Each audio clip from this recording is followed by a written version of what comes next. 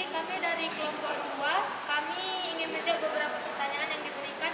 Pertanyaan yang pertama adalah apa maksud surat ini ditulis? Jadi kitab Filemon ini merupakan kitab surat Paulus kepada Filemon.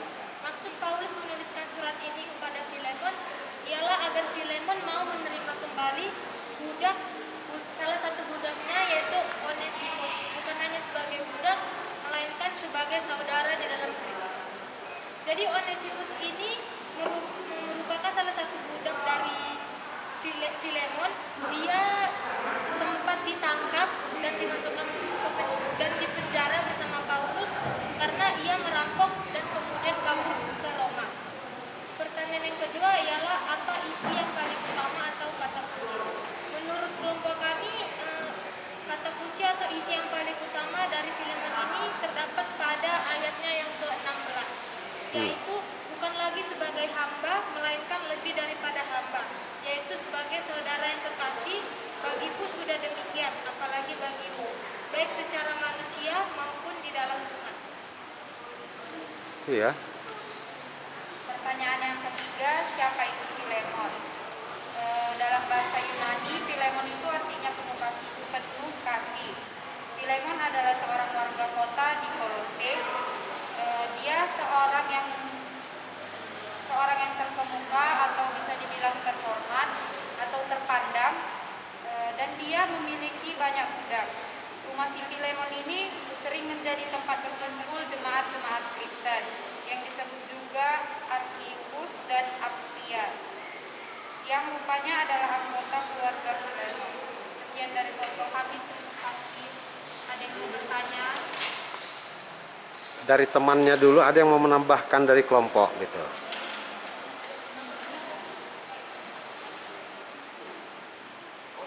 Cynthia, persilakan kawan-kawan. Mungkin ada yang melihat. Ya, teman-temannya atau itu udah klop? Udah?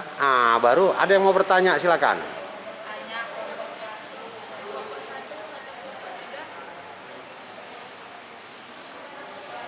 Emang luar biasa lengkap ya. Tepuk tangan lalu untuk kelompok 2 ini. Ya, mantap. Nah, sekarang masuk ke kelompok 1. Silakan.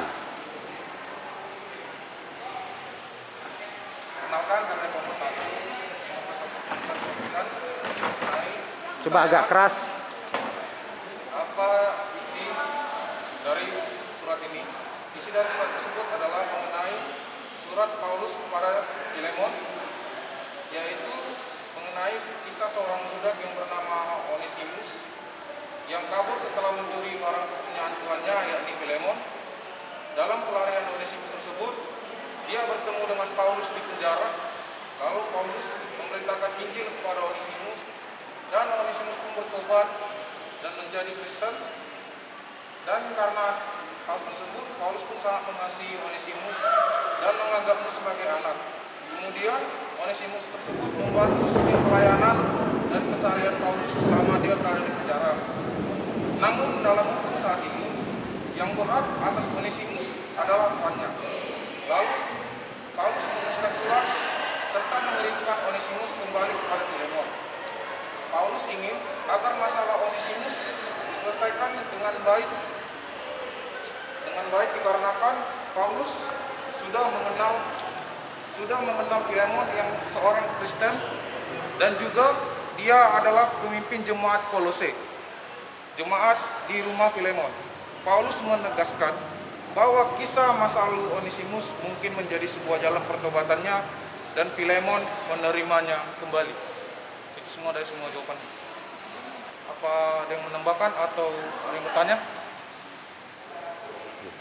Kan pertanyaan kedua itu apa isi atau kata kunci yang paling utama, dan belum menyebutkan di dalamnya. Ya, kira-kira kalau dirinci, apalah kata kunci dari itu? Kata kuncinya mengenai jalan pertobatan Yesus Kristus supaya dia kembali ke Filemon. Pertobatan gitu ya. Ada lagi yang lain? Ya. Mengapa Onesimus itu di penjara, dan apa alasannya itu mencuri?